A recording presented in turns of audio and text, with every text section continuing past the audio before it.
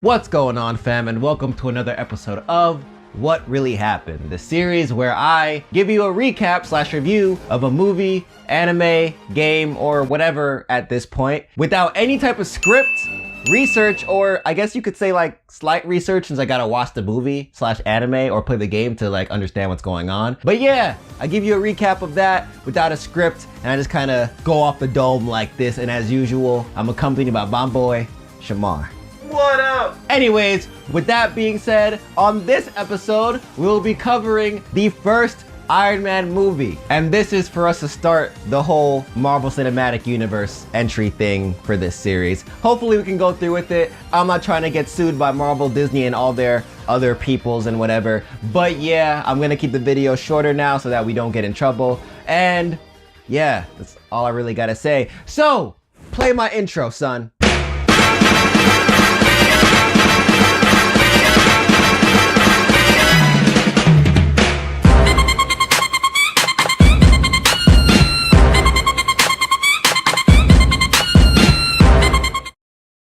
So Iron Man 1 starts out with Tony Stark being in a military vehicle, right? He's being a dick, as usual, talking to the military personnel and whatever. So then out of nowhere, random terrorist group attacks a Jeep, and then a fucking missile comes out of nowhere and blows up Tony Stark, right? Flashback. The movie actually flashes back. Flashback, right? We go into a little world building scenario where they talk about Tony Stark and how his father was Howard Stark and how Tony Stark was a genius, and how after Howard Stark died, Howard Stark's partner, Obadiah took over Tony Stark Industries, not Tony Stark Industries, took over Stark Industries, and then once Tony Stark turned 21, he took over Tony Stark Industries. Stark Industries, I keep on saying Tony Stark. It's not Tony Stark Industries, it's Stark Industries.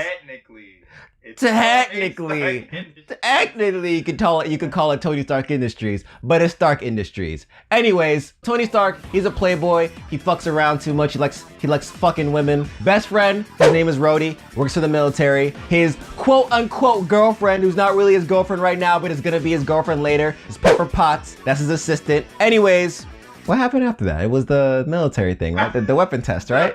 The weapon test. The weapon test, right? Okay, so Tony Stark goes to a weapon test. He has a weapon test scheduled, right? He's showing everybody his new Stark weapons. They're apparently these Brawlic missiles that are smarter. They send super missiles out at other people, right? They're super cool, whatever, right? He goes into a Jeep after the weapons test, and then the whole scene where he gets captured plays out that was played in the beginning of the movie, right? Turns out, Tony Stark was captured by a terrorist group known as the 10 Rings. He got captured because they're like, yo, we want you to make some missiles, right? He's like, no. And they torture him, and then they're like, listen, you gotta make some missiles. So he's like, all right, whatever, I'll make some missiles, right? He got kidnapped, but with some other guy named Yin Sen, who happens to be a doctor. And because of the whole fucking missile accident, the guy put like a weird battery thing that's actually powered by an actual battery in his chest to keep all the shrapnel from the missile away from his heart. The moment he takes that shit out, the shrapnel will go into his heart and he will die. So first thing on the agenda, Tony Stark can't die, so he makes an arc reactor and he puts it in his chest, right? So he could walk around without carrying a battery and shit.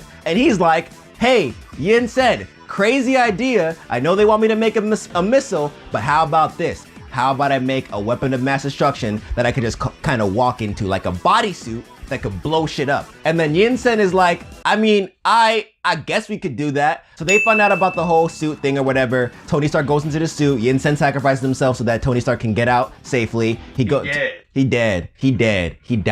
Tony Stark goes into the suit, fucks everybody up, and he dips, right? America finds him. They're like, yay, you're alive. It's cool. Pepper Potts is all lit. She's like, yes, my boyfriend slash not boyfriend is alive. It's lit, right? They're like, Tony, what do you want to do? He's like, first of all, I want some burgers. Second of all, I want to go to a press conference, right? Goes to the press conference. They're all like, hey, Tony, what happened? You're alive. How's everything? Tony's basically like, yo, listen, I watched American men die to my weapons. So from now on, Stark Industries will not make any weapons, right? Obadiah Stane is like, whoa, listen. You can't just not make weapons, all right? That's like that's what Stark Industries is all about. You can't just not make weapons. And then Tony's like, oh yeah?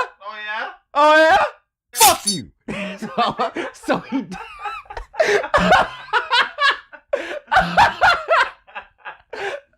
Fuck you. He doesn't actually say that, but he might as well have, right? So Tony goes back home. He's now around his toys or whatever. So he's like, hey, you know what? I gotta upgrade my arc reactor that's in my chest because this one is old, right? He upgrades it. He tells Pepper Potts to put it in his chest. She's like, what you gonna do with the old one? He's like, just throw it away. She's like, I'm not gonna throw it away. That becomes important later, right? Oh, real quick sidetrack, right? At the actual press conference, Agent Coulson from blah, blah, blah EALD, which is gonna become S.H.I.E.L.D. later on, but he doesn't actually say S.H.I.E.L.D. because they're still working on the name, is like, hey, you know, we should probably talk to Tony about this whole like escape from Afghanistan thing because it's kind of crazy how he left by himself and like left in like a giant suit of armor. Like the fuck was that about? Then Pepper's like, needs to mind his fucking business. Facts. Facts. Mind your fucking business. Leave my boy Tony alone. But basically, Peppers basically says that for him. She's like, hey, listen, mind your fucking business and let my man live his life. Okay, anyways, right? Moving forward, Tony is like, you know what? That first Iron Man suit I made was lit. So instead of living up to my promise of not making weapons anymore, I'm gonna do the complete opposite and make the best weapon of all time. So then Obadiah Stane goes back to Tony and he's like, hey man, once again, you can't just not make weapons. And then Tony's like, oh yeah? Oh yeah? Oh yeah?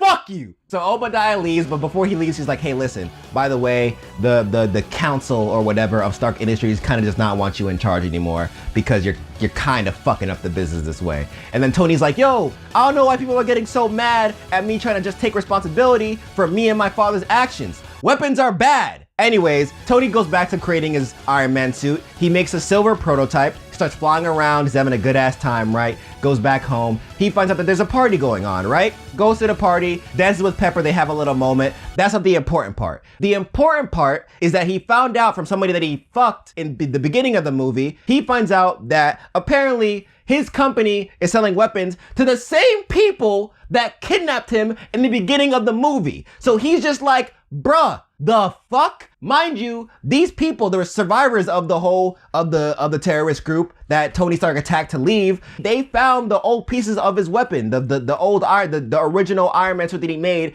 in that cave, right? Once again, that becomes important later. Anyways, Tony's like, well, that's not cool. It's not cool.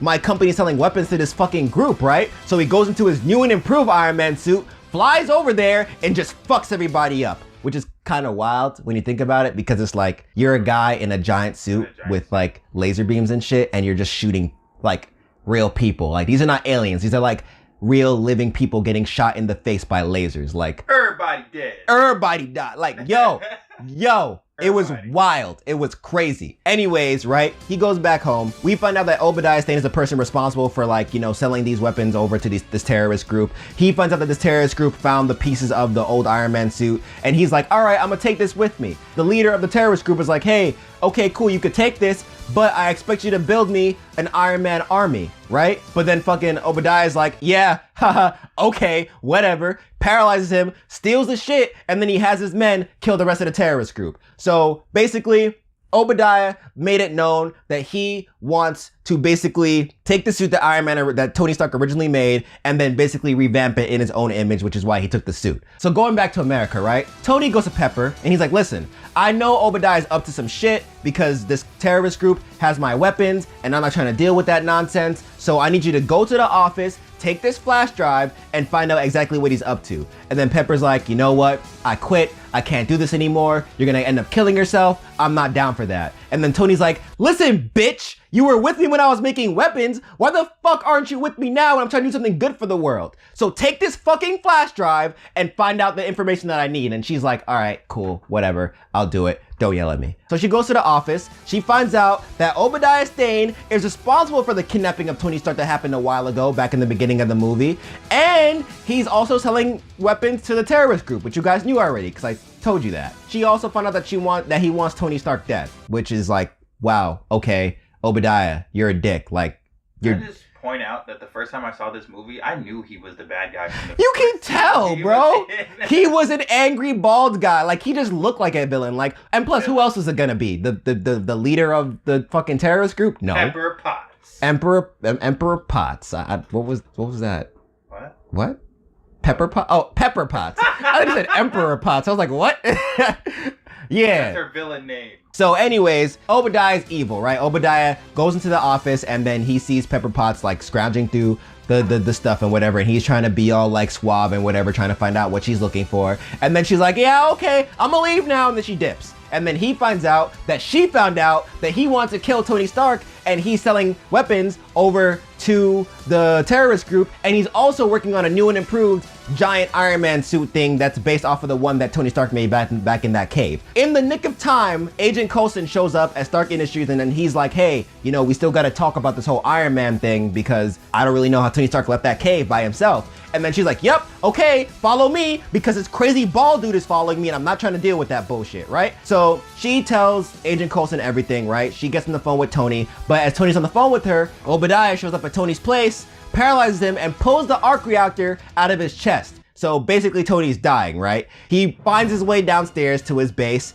and then he sees the old arc reactor that Pepper saved for him, thank God for Pepper Potts, and fucking puts it in his chest. Tony goes into his Iron Man suit and dips. Rhodey looks at the other Iron Man suit and is like, next time, baby. But next time never comes because Terrence Howard will never be Rhodey again because of some Hollywood issue. Because he's Lucius Lyon now. It's because he's Lucius Lyon from Empire. That's exactly why. Anyways, Tony goes over to deal with Obadiah, right? He's in his new giant ass Iron Man suit. For some reason, Obadiah is just over here like putting people in danger when it was never told to us that like he was actually this morbid fuck. It's so out of character for him to like take a car full of kids and try to beat Tony with it. Cause it's like, you're not an actual bad, like you're a bad guy, but you're not like a, I'ma kill babies bad guy. You know, like it's just weird. Anyways, they fight, whatever. Tony's kind of sort of losing. And then Tony calls Pepper and he's like, listen, there's a giant ass arc reactor in the Stark Industries building. All right, I'm gonna bring Obadiah to that roof and you're gonna open that shit up. You're gonna like explode it or whatever. And then a giant Kamehameha wave laser beam or whatever is gonna fly up and then it's gonna kill Obadiah, right? She's like, are you sure? And he's like, listen, stop questioning my logic. I am Tony Stark, I am a genius. So then Tony Stark fights Obadiah on the roof. She starts the arc reactor. It somehow misses Tony and it kills Obadiah, right? That shit happened. Tony safe, Pepper safe, Rhodey safe, everything's great, right? They have a new press conference. Agent Coulson from what is now called S.H.I.E.L.D. is like, hey, this is your alibi. Listen, you were on a yacht. Obadiah was on a plane on vacation and the plane exploded. That is a story, stick to the story. Tony goes to Pepper. He's like, hey, you should basically be my girlfriend. And she's like, yeah, you know, you remember that time we were at that party and like you told me that you were gonna get me drinks and then you left me there? Yeah, no, I'm not one of your sluts, all right? You're gonna have to work for this ass, all right? So then Tony just kind of takes it and is like, all right, cool. Pepper's playing hard to get. Don't worry, I'll get her by Iron Man 3. So Tony goes to the press conference and they're all like, yo, listen, the fuck is going on with this Iron Man bullshit? And why does it have so much to do with you? You can't keep hiding shit from us. What the fuck is going on? And then Tony's just basically like, I'm Iron Man. Which, funny fact, that was not in the script. Apparently Robert Downey Jr. just kind of said that and then they were like, yep, gold, keep it, whatever. And then, like any Marvel movie, at the end scene, at the end credit scene, we have Nick Fury in Tony's apartment and he's like, hey man, starting this thing called Avengers. It's like the Justice League, but better. And then Tony's like, I don't want to be a part of it. And he's like, okay, yeah, you will. And that is the end of Iron Man 1. That is the end of Iron Man 1. And this fucking plane is fucking flying over my fucking apartment building again, and I might have to punch it in the face. But yes, this is my stab at at recapping the Marvel Universe in preparation for Marvel Endgame. Do not get it twisted. This will not be done before Marvel Endgame is back, because there are like what, like 20 movies that I would have to cover?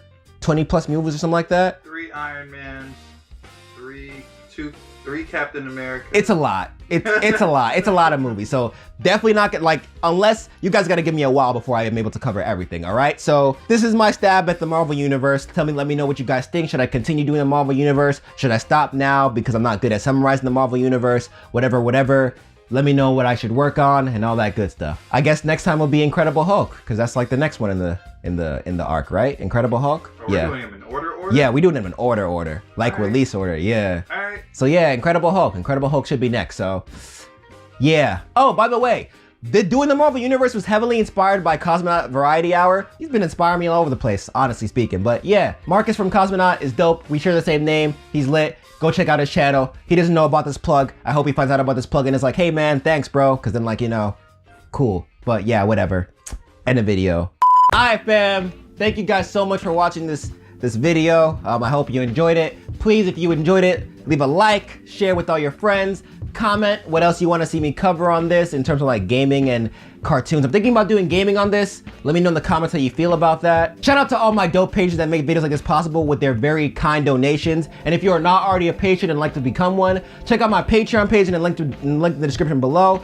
Cannot pronounce my words. Check out the Patreon link in the description below and find out how you can support the channel for as little as $1 a month, fam. Follow me on my social media, which is literally right below me. Subscribe, which there should be a button somewhere over here. The Patreon link, it should be like right here or right here. It's one somewhere over here, whatever. And then there should be a video that you could check out if you want to see more from me, literally right above me. So with all that being said, be easy, stay lit, and take care.